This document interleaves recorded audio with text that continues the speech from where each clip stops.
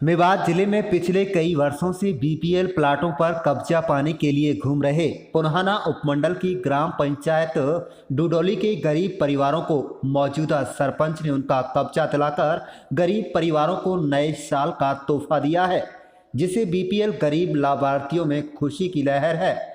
आपको बता दें कि मेवात जिले के ग्राम पंचायत डुडौली से मौजूदा सरपंच दौलत राम ने बताया कि गरीब रेखा से नीचे जीवन यापन करने वालों को सन 2012 में 133 गरीब परिवारों को आवंटित पत्र तो जारी कर दिए गए थे, लेकिन इन गरीबों को कब्जा नहीं दिया गया था, जिसके लिए ये लोग पिछले कई वर्षों से सरकारी दफ्तरों के चक्कर काट रहे थे।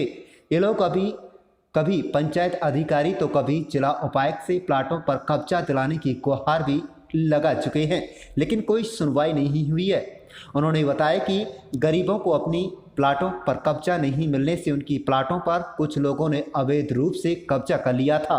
उन्होंने बताया कि इन गरीबों में से कुछ लोगों के पास तो रहने के लिए अपनी जमीन भी नहीं थी, जो किराए के मकान में अपना जीवन यापन कर रहे थे। सरपंच ने बताया कि इन गरीब परिवारों को उनका हक दिलाने के लिए मैं पिछले काफ़ी समय से जिला प्रशासन व हाई कोर्ट के चक्कर काट रहा था, जिससे इन गरीब परिवारों को रहने के लिए आशियाना बन जाए और ये लोग अच्छे से अपना जीवन यापन कर सकें। उन्होंने बताया कि जनवरी 2021 की शुरुआत में मेरी मेहनत और इन गरीब परिवारों की दुआ काम आई और इन सभी 133 परिवारों को उनका कब्जा अब मिल चुका है। अब सभी अपनी प्लाटों पर अपना नया घर बनाकर अपना जीवन यापन करेंगे। इन गरीब परिवारों ने अपना कब्जा लेकर जिला प्रशासन व मौजूदा सरपंच का धन्यवाद किया है। आप देख रहे हैं पुन्हाना से राजीव प्रजापति की रिपोर्ट। मेरे गांव में 133 प्लॉट हैं बीपीएल प्लॉट। जो ये बीपीएल प्लॉट थी ये 2012 में इनका जो है रजिस्ट्री हुई थी, तो उस टाइम इनको जो है कब्ज़ा नहीं दिया गया था, तो रजिस्ट्री दे दी गई थी, जिस पे कुछ लोगों ने जो है कब्ज़ा कर लिया था।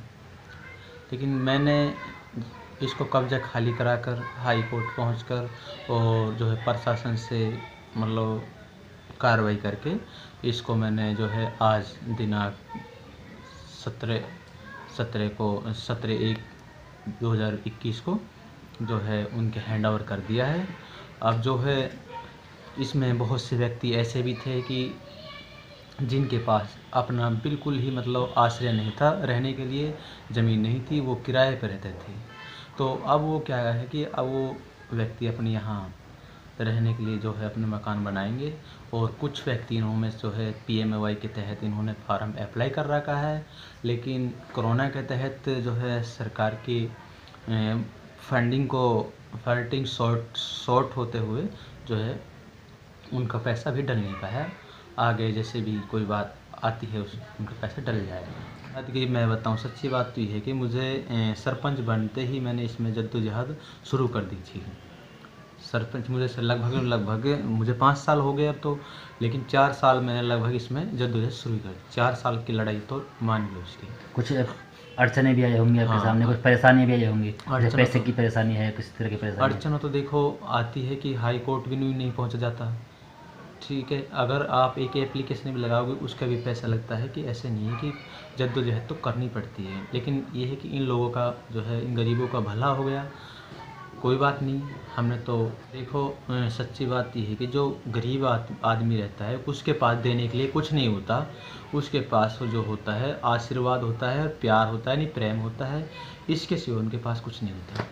कि उनके जो है प्यार प्रेम धन्य जो है आशीर्वाद, यही मेरे लिए वो सब कुछ है। देखो सच्ची बात ये है कि हमने एक राजनीति ना करते हुए सभी चीज़ों पे ध्यान दिया है, जैसे मतलब शमशान घाट है, कब्रिस्तान है, और जैसे भी कोई चीज़ है मतलब सार्वजनिक चीज़ है, हर चीज़ पे ध्यान दिया है। कब्रिस्तान है उस पर भी काम किया है, शमशान घाट है उसमें भी काम किया है। लेकिन वो कब्जा बाद में सरपंच दौलत की मेहनत से कुछ हमने सीएम विंडो लगाई, कुछ सरपंच के खिलाफ लगाया, कुछ लोगों के भविष्य के लिए कि सब लोगों का हक मिलना चाहिए, कि जब भी दो लोग नाजायज वो करते हैं तो गरीबों को मिलनी चाहिए। तो दौलत ने इसकी लड़ाई लड़ी, हमने भी इसकी लड़ाई लड़ी, तो हमें कामयाबी मिली, हमारी ज़मीन कब्जा मुक्त हो गई, हमें कब्जा मिल गया, हम सब राजी हो